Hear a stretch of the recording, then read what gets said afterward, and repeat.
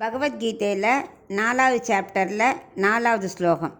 அர்ஜுன உவாச்ச அபரம் பவதோ ஜன்ம பரம் ஜன்ம விவஸ்வதः கதமேதத் விஜானீயாம் த்வமாதௌ ப்ரோக்தவானிதி.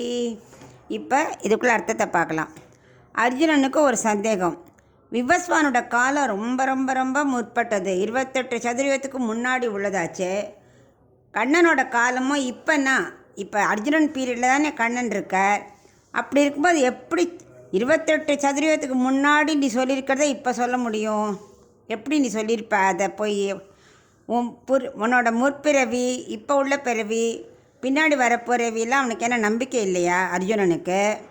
இல்லை முற்பிறவி நினைவு பிற்பிறவியில் வராதே, பொதுவாக வராதே, அந்த சந்தேகமா? இல்லை இடையனா பறந்திருக்காரே கண்ணன், எப்படி முற்பிறவி நினைவு வரும்? பெரிய ஞானிகளுக்கு வேணால் பழைய கால நினைவு வரலாம்.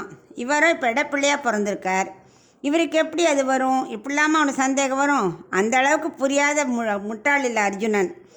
ஏதோ சொல்லி சண்டை தவிர்க்கலாமேன்னு எதையோ எண்ணி கேட்டிருப்பான் போல இருக்கு.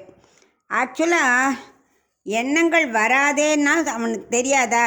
ஜடவரதர் போன்ற ஞானிகளுக்கு வருமே, அது அவனுக்கு தெரியும், அர்ஜுனனுக்கு தெரியும்.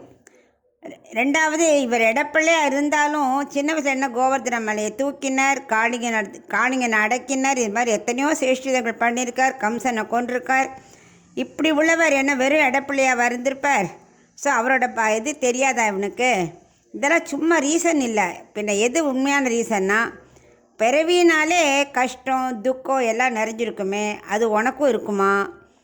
உனக்கும் தோஷம் வந்துடுமா? கர்மா சேருமா? நீயும் என்னை போல் அனுபவிப்பியா? இதெல்லாம் தான் அவருக்கு சந்தேகம். அந்த சந்தேகங்கிறதே நமக்காக அவர் கேட்குறான்.